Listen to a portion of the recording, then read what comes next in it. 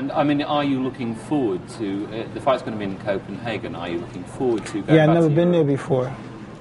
It's a chance to travel. Yeah, I'm looking forward to go there. What do you know of Nielsen? I mean, what do you know of his record? And, I mean, he's done reasonably well recently, hasn't he? I guess so. He had 44-0, 60-0, something like that. I don't know. I look forward to the fight when it happens. You have an attractive young family, and you have a busy family life. It must be difficult to fit all these different things in. And people around you say that you're a marvellous father and you're a caring father. Could it be that Mike Tyson's mellowing a little bit with age and responsibility? I don't know if I'm mellowing out any, but God, it's stressful. Yeah. Is Mike Tyson a better and a stronger fighter now? Are you a better fighter than you were in the 80s? I mean, it's critics who I say... don't know. I'm just here to fight and win. You know, I'm not here to judge myself. I just come here and I just do my best. You know as well as I do, critics have said, oh, he's lost his speed and all the rest of it, but some fighters get much stronger and heavy hitting, more heavy hitting as they get older. Do you think that's the case with you? I don't know, probably. I've always been a good puncher, so if it's true, it's good. Other great heavyweight title holders like Muhammad Ali and Joe Louis, they had long careers. They paid heavy, retrospective, physical prices for the long careers. How will you be able to judge yourself when it's time to walk away from boxing with your head held high, money in the bank, credit and all the rest of it, and not return? Obviously, that's a judgment that only you, Mike Tyson, can actually make. I don't know, and that'll come in time. That would be too premature for me to make that decision now. Mm-hmm. But do you think you'll know when it's time? Absolutely. You know, when you fight for the world heavyweight title for a third time, what will it mean for you to win that fight? Well, I'm just looking forward to get this fight over with. You know, I never overlook any fights. And if that time ever comes, it'll just be a spectacular moment in my life. When you were 20 and you'd won the title for the first time, did you appreciate it? I mean, did you appreciate it then as much as you would appreciate winning it back this time? I don't know, maybe more this time. I know, at 20 years old, I don't remember much of anything. It was just all a blur. Mm-hmm. And there was quite a lot of defences in the early years, wasn't there? I mean, you, as soon as you got one opponent out of the way, there was 2 or 3 more ready to... Sure. Mike, the first thing is greetings from Don Jose Silliman, the president of the World Boxing Council. He says hi from his wife, Martha. Greetings from Mauricio as well. And he told me of a couple of things. When you were in Mexico, he said that you gave kids on Day of the Dead with little skulls, all the money in your pockets. And also, when you were in Sinaloa, in the north of Mexico, he said that you took a lot of poor kids to breakfast and gave them a good breakfast. It's a side of Mike Tyson that few people ever hear about. I don't know, that's just what you do, I guess. I mean, when I was younger, people used to do that to me. I guess it goes around, comes around. How important is this fight for you? I mean, it's obviously good to have a tune-up fight and all the rest of it, but how important is it for you, this next fight? I don't know, I just take one fight at a time. Every fight I take serious, but I just take one at a time. I don't overlook this fight to the... This is a hypothetical question, Mike. Your mentor and your adopted father, Costamato, sadly died before you won the title for the first time. But he had the confidence, he knew you were going to actually win the title. If he was actually here now, with us, or here now, what do you think he would advise you? If you're going into building up to the most important fight of your career, what do you think he would advise you? It's basically just be confident, stay relaxed. It's all about relaxation and believing in yourself. Is it difficult to relax? Because, I mean, obviously there's so much riding on this. No, it just comes naturally once you get in the ring. Another hypothetical question is a question that many, many boxing fans have asked over the years, Mike. Just imagine for a moment Mike Tyson in 1986 when you won the title, fighting Muhammad Ali from 1964 when he won the title. How would you have fought him? Many people see you as their idol in boxing. Many people see Muhammad Ali as their idol in boxing.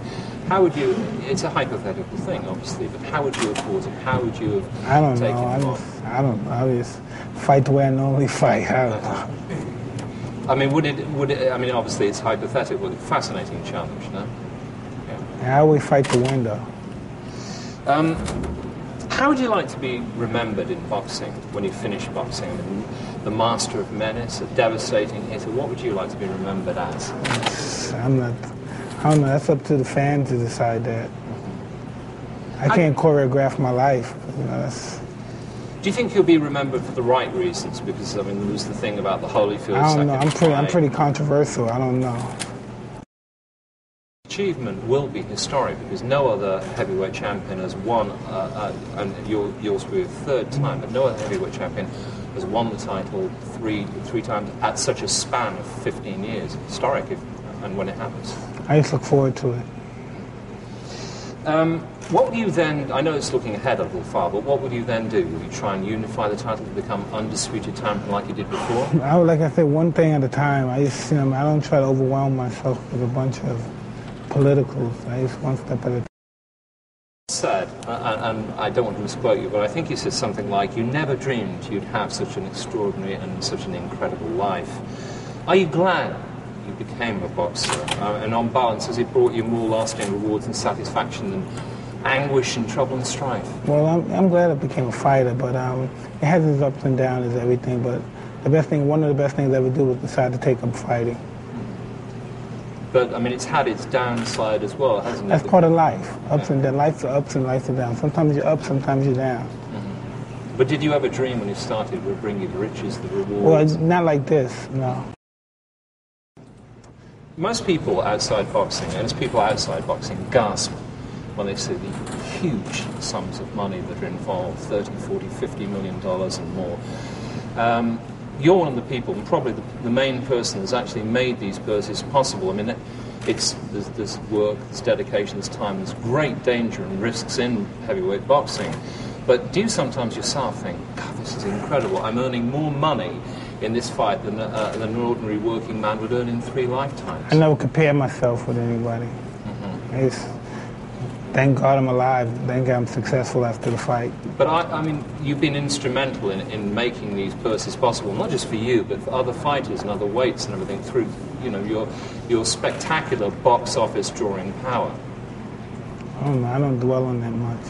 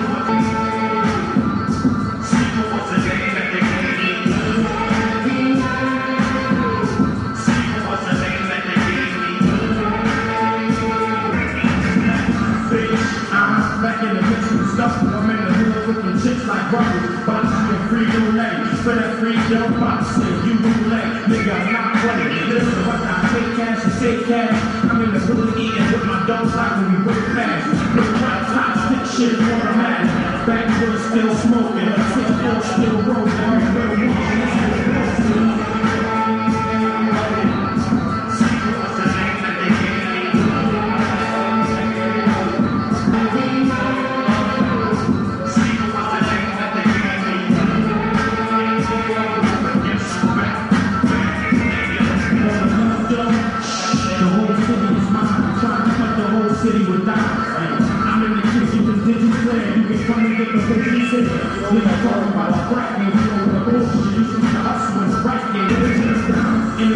Still sick with the grind. Like 26, nigga, about a stick in the line. Line pound.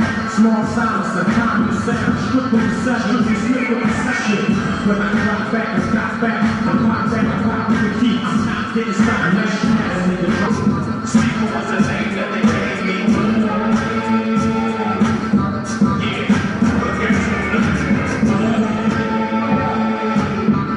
Speak for what's the name that they gave me. There's obviously a number. I mean, you talk of retirement being very premature, but it's obviously not yet an option. But have you thought of what you will do when you retire? Will you have more time to spend with your family outside the limelight, or will you take on a high-profile thing? Have you given it thought? I don't know. I haven't given it a choice. Maybe I just go away somewhere. Really considering going away somewhere, just relax and get away from America for a while. I mean, obviously you have to dedicate yourself to your work and to your sport. Do you want to spend more time with your family after I don't know what I want to do. I just need to take everything that I've done concerning my life and just look in retrospect and just see what I want to do after that.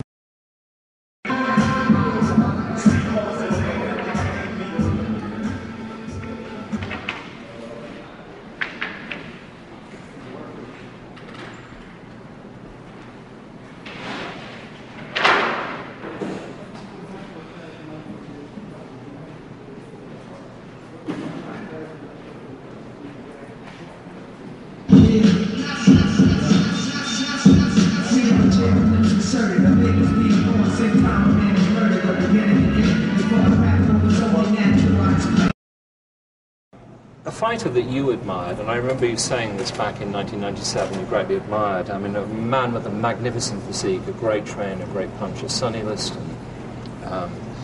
He never, as champion, unlike you, received the recognition he really deserved when he won the title off Floyd Patterson, who was a protege of Mr. D'Amato.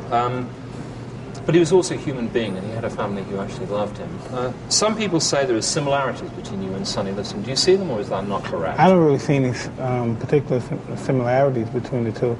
Just that we're two good punchers. We have two different fighting styles. But he was just a person that was at a wrong time in life, and society was totally different than it is now. And they perceived black fighters or black individuals different than they do now. And he got a rough deal with it. But what a magnificent trainer. I mean, fantastic physique and everything, yeah? Yeah, but back then that didn't matter. Only people like us that appreciate that is a big issue. Hello, his wife Martha, Mauricio, and the whole family. And he's got a big family. He's got 8. I know. And they're all grown up. They're all grown up. And Mauricio's got a bar now in Toluca. And he bought it him for his 26th birthday. It's great. You guys ready? Okay. In a few years' time, I mean, we're seeing a lot of people who are sons and daughters even of boxers. Muhammad Ali's daughter, Joe Frazier's daughter, Roberto Duran's daughter. But there's been sons as well, like Marvis Frazier, of course. If, in a few years' time, one of your children came to you, son or daughter, whatever, and said, Dad, I want to start boxing, what would you tell them? Would you try and dissuade them, or would you try and help them and advise them? What would you do, Mike? I would try to persuade them, but if that's something that they really want to do, I wouldn't train them. I said, well, you go do it. Someone else would train them. I wouldn't be involved with that stuff. But wouldn't you, I mean, as a father, I mean, wouldn't you feel worried when they're going in the ring and take the blows? Because, I mean, a lot of the families say, we take the blows for them. It hurts us more than them. You know, I mean, comes a time in life where they have to make their own decisions, and they have to do really what they feel is the proper decision for themselves. And if that's the decision they're willing to take, well, that's the... Is the heat an important factor? I mean, does it get you in better condition? I believe so, yes. Now, Lewis and Rahman have to fight this return because of the clause, because of the courts and all the rest of it, but the WBC say that as number one challenger, you're definitely next. Can you assess for me, I know preference is not a question really, but can you assess for me, in your mind, the styles of Lewis and the styles of Hassan? Well, I don't know. Both of them have an interesting style. Lewis is a straight-up fighter, an English-type fighter, and Rahman's a smooth type of boxer. And it should be an interesting fight, the second fight. I'm looking forward to see what happens this time. What did you make of that fight, I mean, in South Africa? What was your assessment of it? I don't know. We're going to see, because this guy wasn't training, and he came in and he took this guy lightly. So we're going to see what happens next. Now, Mike, it's said that you're being lined up to fight Brian Nielsen in Denmark, probably Copenhagen, on the 8th of September. What's happening concerning that? Nothing. I've just been here training, preparing for it. Now, you've had 49 fights in your career. You've got 44 knockouts. That's one more than Rocky Marciano had. He had 49 in his whole career. But only 5 fights in your entire career have gone the distance. Are you training for the distance? Is this an important factor for you, Mike? I mean, obviously, at this level, it could go. It's possible it could go the distance. Are you training for the distance? I'm just looking forward to a good fight. I doubt this one goes the distance, but I'm just looking forward to a good fight, and I'm always prepared. Concerning the fight with whoever wins Rackman and Lewis. Yeah. Final question. You have thousands, millions of fans around the world. Do you have a message for them? They're all rooting for you. Do you have a message? Thank you very much for supporting me all these years, and I really appreciate it, and I look forward to giving you my best all the time. Are you going to win the world title back for Yes. Yeah. It's just a question away from boxing at the moment. People said that as a child you were very keen on pigeons, and you also had a tiger at one time. Do you ever get time for hobbies? Do you ever have time to No, I don't have much time for hobbies like I used to. Yeah. Do you miss that as well? Pretty much, though, but that's just the life I chose. A little bit about your training at the moment. How's the training going? What are you doing? What stage you are? How fit and strong are you at the moment? I'm just basically starting a couple of weeks into this, and I'm just training, working on the floors, hitting the bag, doing a little running. But by the time September 8th comes, I'll be all together.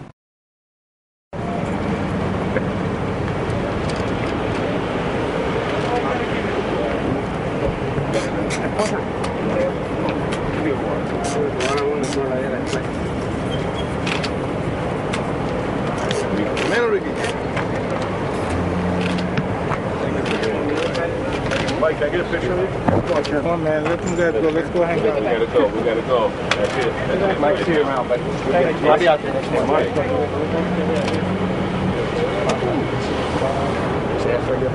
Just when you come in, you see me. Yo, give me my bag. Me and Anthony gotta go somewhere. You catch up with your guys later. All right, on the road with him? Yeah. Excuse me. Check out the seat. Thanks again for your help. Thank you.